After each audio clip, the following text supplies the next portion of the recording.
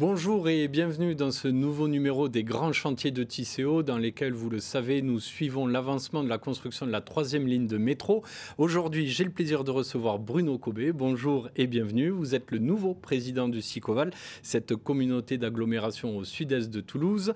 Et à vos côtés, Marie Lafont. Bonjour et bienvenue. Bonjour. Vous êtes chef de projet chez Tisséo Ingénierie. Alors aujourd'hui, nous allons parler de 2 lignes de métro. La ligne C, bien sûr, qui est en cours de construction, mais également le prolongement de la ligne B, puisque ces 2 lignes de métro vont aboutir sur le territoire du Sicoval à Labège. Pour rejoindre Labège, il va falloir construire 2 grands viaducs. D'ailleurs, il y en a un qui est plus grand que l'autre. Et pour vous en rendre compte de ce chantier spectaculaire, je vous propose de regarder ce reportage réalisé par les équipes de Via Occitanie. Alors aujourd'hui, nous sommes sur le site de la station aérienne Labège-Madron qui va accueillir donc la correspondance des 2 lignes B et C. Nous sommes donc sur un secteur aérien du métro et donc pour ce faire, nous construisons 2 viaducs. On a la ligne B qui fait à peu près 2,5 km et le viaduc de la ligne C qui fait 5 km. Alors les éléments de tronçon du viaduc sont positionnés entre 2 piles. On utilise pour ça entre 10 et 12 éléments préfabriqués que l'on appelle des voussoirs. Ces voussoirs sont installés grâce à la poutre de lancement. Ils sont donc suspendus et ensuite ils sont liaisonnés tous ensemble à l'aide de câbles de précontrainte pour donner un ouvrage rigide. Et ils sont posés sur les piles. Donc une fois qu'un tablier est en place, la poutre de lancement avance sur la prochaine travée. Et actuellement, la ligne B, il y a quasiment 2,5 km de réalisés. Et sur la ligne C, on vient d'atteindre le premier kilomètre. La fin du viaduc pour la ligne B, ça va se faire en février. La fin du viaduc de la ligne C sera faite fin 2025-2026. Voilà, chantier extraordinaire, chantier aérien, alors que d'habitude le métro on le pense plutôt souterrain. Alors il convient de rappeler que Labège fait partie du territoire du Sicoval, la communauté d'agglomération au sud-est de Toulouse. Alors Bruno Cobet, vous êtes le président du Sicoval depuis le mois d'août dernier. Ramonville et Labège sont les 2 villes qui vont accueillir ces nouvelles dessertes en métro. C'est des villes qui sont contraintes à des congestions routières actuellement. Est-ce que l'arrivée de ce transport en commun massif va permettre de résoudre l'attractivité du territoire et sa mobilité? En tous les cas, on l'espère fortement et on fera tout pour améliorer cette congestion effectivement du trafic. Alors 2 lignes de métro qui vont traverser un secteur de très forte attractivité avec beaucoup d'activités existantes, une forte zone commerciale aussi traversée. Beaucoup d'entreprises. Beaucoup d'entreprises et donc on va avoir 4 stations de métro. Ça va permettre quand même depuis Labège de rejoindre le centre de Toulouse en 15 minutes.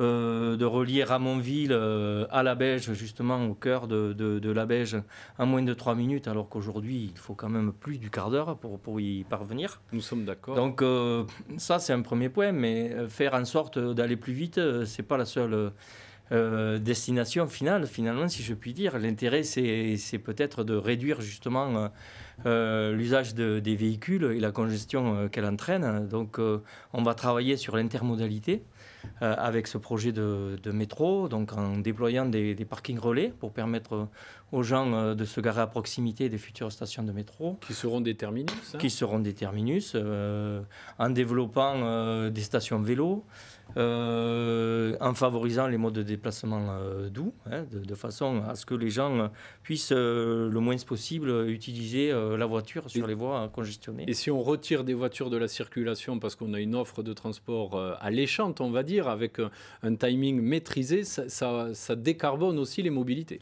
Exactement, et ça rentre complètement dans notre plan de décarbonation que nous avons engagé, que nous allons approuver en conseil de communauté dans le courant du mois de décembre. Très bien. Alors, à Labège, au pied du viaduc qu'on a regardé ensemble tout à l'heure dans le reportage, il y a un nouveau quartier qui est en train de sortir de terre, le quartier Enova, qui va mixer entreprise, commerce, logement. Ça va être... Est-ce que sans le métro, ce quartier aurait été possible ?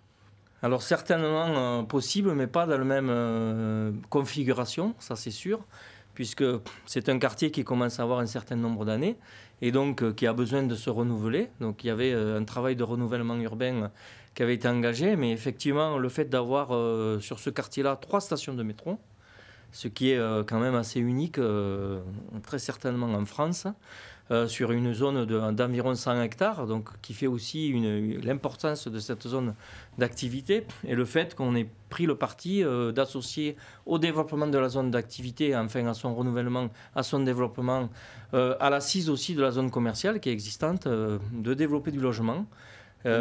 Environ 1200 logements vont arriver et donc du coup il faudra aussi envisager d'apporter des services avec ces 1200 logements et donc tout ça aussi dans un aménagement qu'on souhaite le plus durable possible et le plus vert possible avec notamment par exemple la présence d'un parc de plus de 2 hectares et la plantation d'environ 30 000 arbres et arbustes, donc ce qui en fera un vrai poumon vert au sein d'une zone dense, certes, mais accessible en métro. Et accessible en métro. Alors Marie Lafont, vous êtes chef de projet chez Tisséo Ingénierie. On a vu un chantier spectaculaire de viaducs qui avancent pas tout à fait au même rythme. Quel est le calendrier aujourd'hui? Quand est-ce que ces viaducs seront terminés?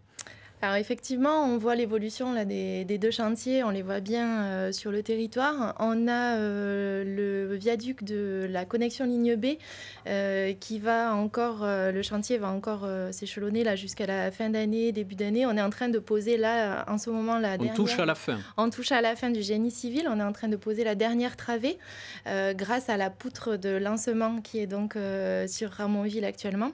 Et concernant la ligne C, donc on a 2 poutres de lancement, comme on a vu dans le reportage, qui sont en activité aujourd'hui. On a posé un peu plus d'1 kilomètre. Sur les 5 au total. Sur les 5 kilomètres du secteur aérien de cette ligne C. Et donc, les travaux de pose des viaducs vont encore s'étaler tout au long de l'année 2025. Très bien. Bon, on pourra le voir visuellement parce que là, c'est pas sous terre, c'est aérien. Donc, les habitants peuvent le regarder quasiment en direct. Dans le reportage, on voit ces gros voussoirs, 50 tonnes. C'est aussi lourd qu'un Airbus A320. Alors, d'où viennent ces voussoirs et comment sont-ils construits? Donc, effectivement, pour alimenter les poutres de lancement, il faut qu'on construise en amont, qu'on prépare en amont les éléments constitutifs, donc les voussoirs qui sont les éléments préfabriqués en béton. On les construit donc sur des aires de préfabrication qui ont été montées spécifiquement pour ces opérations de métro. À proximité, elles sont donc au niveau du futur terminus de la ligne C à la Beige. On produit environ 5 à 7 voussoirs par jour. Voilà, donc tout ça pour limiter les trajets et pour alimenter une cadence qui est assez importante en fait de pose. Une construction en circuit court. Peut-être une question, quand est-ce que sera lancée la construction des stations? Parce que là, il y a les viaducs, mais il faut arriver avec des stations pour les voyageurs.